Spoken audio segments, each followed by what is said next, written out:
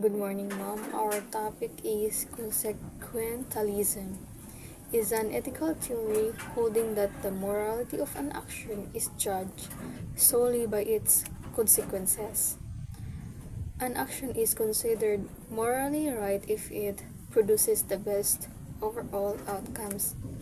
So the best overall outcome is typically defined in terms of maximizing some good like happiness, well-being, or welfare, and minimizing harm. For example, the trolley problem. Pulling the lever to save 5 lives at the cost of 1. So the consequences is 5 lives saved, 1 lost. Best overall outcomes na-maximize niya ang number of life saves. The key aspects of consequentialism. 1 is best outcomes. The core idea is to do what produces the best overall results for everyone affected, often summarized as the greatest good for the greatest number. Nakonect ra siya sa example ganiha, which is kadtong trolley problem. Number 2 is act versus rule consequentialism.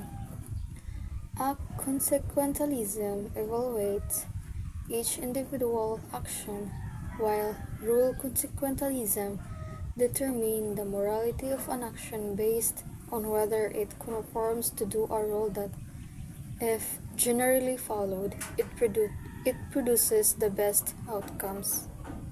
Predicting the future. So it can be difficult or impossible to know the exact long-term result of an action. So dili ta ka-predict sa atuang lisod kaayo mahibal-an og unsay mahitabo sa atong future.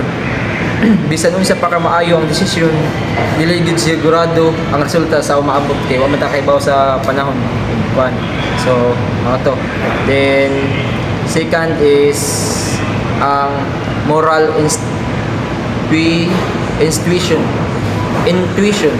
So it can lead to outcomes that seem unfair or wrong, such as sacrificing an innocent person for the benefit of many. So ang kaning moral intuition is kaning konsensya o pagbati sa sakto og sayop ani mo ni siya usahay ang atong instinct o pagbati sa sakto og sayop mahimong malain sa desisyon ba nga murag dili hustisya pananglitan pagsakripisyo sa inosenteng tao para maluwas ang mga daghan. Example ani kanang doktor ka nya ikaw ra usa nya daghan kaayo pasyente, so maglibog jud ka sa imong piliyon. So ang piliyon jud sa doktor katong mga kalimatay na ba or naghihingalo na mostly ya piliyon na rin maluwas na dali. Mo niyang kuan moral intuition. Common examples, the trolley problem. So ang trolley problem sa kasikat nga example ani na kay tren nga padulong mapatay sa 5 ka tawo. Then pwede nimo iliko ang release para sa ka tawo ang mamatay. Then ikaduha, everyday decision o adlaw-adlaw nga desisyon. Pananglitan, magsulti ka og white fly or gamay nga bakat para dili masakitan ng feelings sa uban.